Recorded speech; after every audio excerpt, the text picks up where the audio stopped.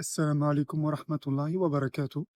Bienvenue donc dans cette série qui sera une réfutation des ambiguïtés de ceux qui interprètent les attributs divins, notamment la secte Ahbash et Ash'arira.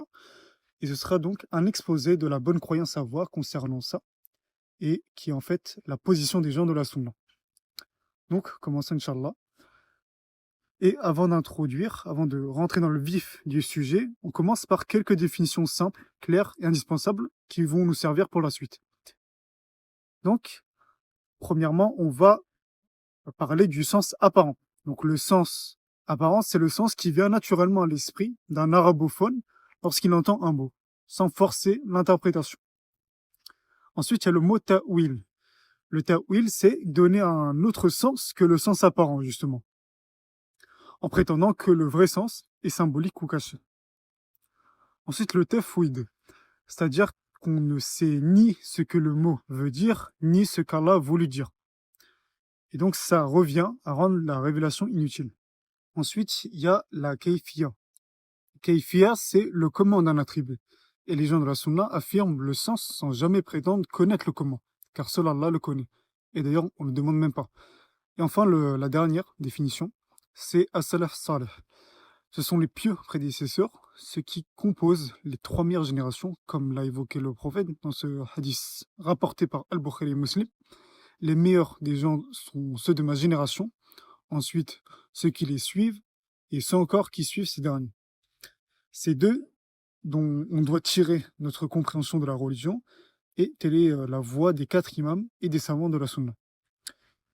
Donc pour bien situer notre désaccord, disons-le clairement, vous êtes en opposition avec notre opposition à nous, qui consiste à affirmer les attributs d'Allah tels qu'ils sont mentionnés dans les textes, dans leur sens apparent, sans y mêler la philosophie, ni tenter de concilier les textes avec une logique humaine fluctuante.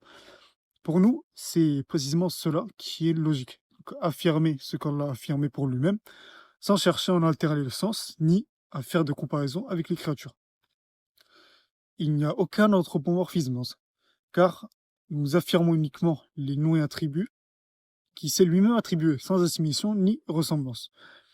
Et de votre côté, au contraire, vous rejetez le sens apparent, vous refusez de l'affirmer sous prétexte de logique, mais sans apporter de fondement clair tiré de sources authentiques. Et pourtant, vous nous accusez d'anthropomorphisme, voire de wahhabisme, alors que c'est vous qui vous écartez de la voie des pieux prédécesseurs, des salaf salih. Alors que dit Allah dans son livre? Il dit, traduction approchée, dans la sourate Nisa, verset 59, ô vous qui avez cru, obéissez à Allah, obéissez aux messagers et à ceux d'entre vous qui détiennent le commandement. Puis, si vous vous disputez en quoi que ce soit, renvoyez-le à Allah et à son messager. Si vous croyez en Allah et au jour dernier, ce sera bien mieux et de meilleures interprétations. Nous verrons donc, Inch'Allah, que ces groupes se sont égarés dans leur compréhension des attributs d'Allah, et je m'adresserai donc directement à eux, entre autres, pour exposer leurs erreurs et les réfuter en m'appuyant sur le Coran, la Sunna et l'enseignement clair des Salaf Salih. Donc on va commencer avec le premier axe qui est de parler de l'erreur méthodologique de base, c'est-à-dire partir de la créature pour parler du créateur. Donc ceux qui nient les attributs d'Allah ou en déforment le sens tombent dans une erreur méthodologique fondamentale. Ils partent de ce qu'ils connaissent chez les créatures, par exemple la parole humaine, qui implique une langue, des cordes vocales, des lèvres, etc. Ensuite, ils prennent ces caractéristiques propres aux humains et les supposent comme étant nécessaires à toute parole, même celle d'Allah. Et comme ils considèrent que ces modalités sont impossibles pour Allah, ils concluent qu'il ne peut pas réellement parler. Ou alors ils donnent à ce mot-là un autre sens symbolique, totalement étranger à celui du texte. Mais leur erreur vient du point de départ. Ce n'est pas parce qu'un attribut existe chez les créatures, avec certaines modalités, qu'on doit considérer que ces modalités sont nécessaires à l'attribut lui-même. Le Coran donne des exemples très clairs à ce sujet. Par exemple, Allah dit, dans Surat Yasin, verset 65, traduction approchée, ce jour-là, nous scellerons leurs bouches, mais leurs mains nous parleront et leurs pieds témoigneront de ce qu'ils auront acquis. Ici, les mains parlent, alors qu'elles n'ont ni langue, ni bouche, ni corde vocale. Cela prouve que la parole existe sans qu'elle soit liée à ses modalités physiques. Et il dit aussi, dans le sens toujours, Surat Al-Fussilat, verset 21, Pourquoi témoignez-vous contre nous? Diront-ils à leur peau.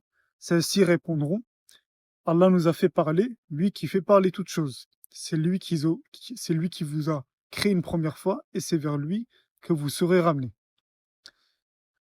Là encore, la peau parle, sans aucun des organes nécessaires à la parole humaine.